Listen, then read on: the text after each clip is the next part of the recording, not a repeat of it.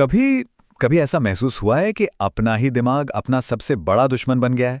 हम सब कहीं ना कहीं उस लड़ाई से गुजरे हैं, है ना? उन नेगेटिव विचारों के खिलाफ जिनसे हम बस छुटकारा पाना चाहते हैं। पर जरा सोचिए, क्या हो अगर कोई कहे कि ये लड़ना ही असल में सबसे बड़ी गलती है। चलिए आज इसी उलझन को सुलझाते हैं।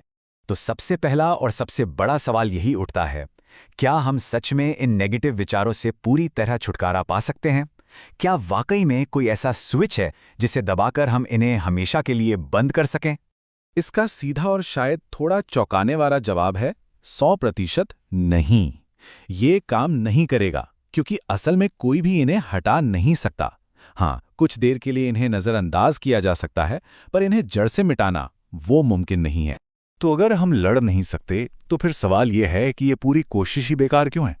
इसका जवाब पता है, एक बड़े ही दिलचस्प मानसिक विरोधाभास में छिपा है, जो हमारे सोचने के तरीके को ही चैलेंज करता है।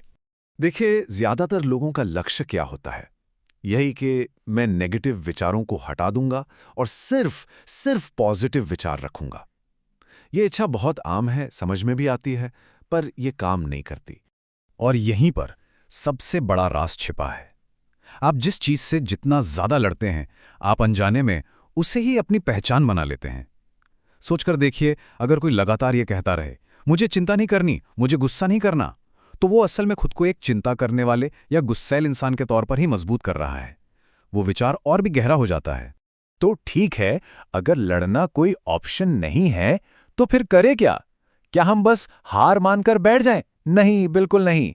इसका समाधान कुछ ऐसा है जिसकी शायद किसी ने उम्मीद भी नहीं की होगी। तो उस पल में जब वो विचार दिमाग में कौंधता है, उस वक्त असल में करना क्या है? जब कोई नेगेटिव विचार आए तो बस एक काम करना है, और वो है कुछ नहीं। जी हाँ, बिल्कुल सही सुना, कुछ भी नहीं करना है। अब इसका मतलब ये बिल्कुल नहीं है कि हार मान ली। नहीं, इसका मतलब है लड़ाई का मैदान ही बदल देना। तो ये जो कुछ ना करने की बात है, इसका असली मतलब है अपना ध्यान विचारों से हटाकर जीवन की प्रक्रिया पर ले आना। और ये एक बहुत ही सीधी सरल प्रैक्टिस है जिसे कोई भी कर सकता है। ये अभ्यास बहुत आसान है। इसके बस 3 स्टेप्स हैं। सबसे पहले बस कहीं शांति से बैठ जाएं। दूसरा, अपना ध्यान किसी ऐसी चीज पर ले जाएं जो सीधे सीधे जीवन से जुड़ी हो। और तीसरा, बस कुछ देर के लिए अपना ध्यान वहीं टिकाए रखें, बिना किसी जोर जबरदस्ती के, आराम से। अब सवाल उठता है कि ये जीवन प्रक्रिया क्या बला है? ये बहुत ही सरल चीजें हैं। ये अपनी ही सांसें हो सकती हैं जो अंदर आ रही हैं, बाहर जा रही हैं, या फिर अपने सीने में धड़कता हुआ दिल, या अपनी उंगलियों में महसूस हो रही हल्की सी झुनझुनी। कुछ भी, बस कुछ भी, जो ये याद दिलाए कि जीवन अभी इसी पल में चल रहा है। जब इस अभ्यास को नियमित रूप से किया जाता है ना, तो एक कमाल की चीज होती है। धीरे धीरे ये एहसास होने लगता है कि आप और आपके विचार 2 अलग अलग चीजें हैं।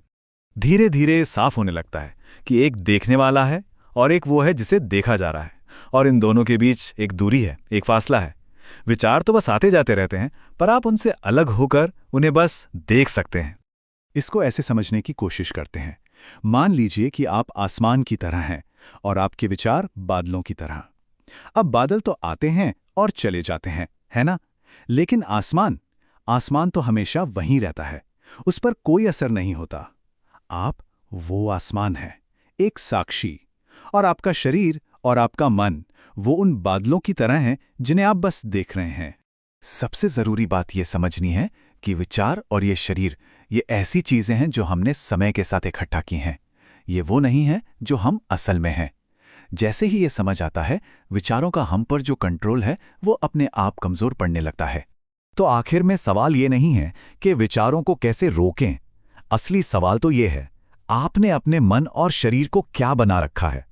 क्या ये आपके लिए अनंत संभावनाओं का एक जरिया है, या फिर एक ऐसी समस्या जिसे आप लगातार सुलझाने में लगे हुए हैं? ये चुनाव पूरी तरह से आपका है।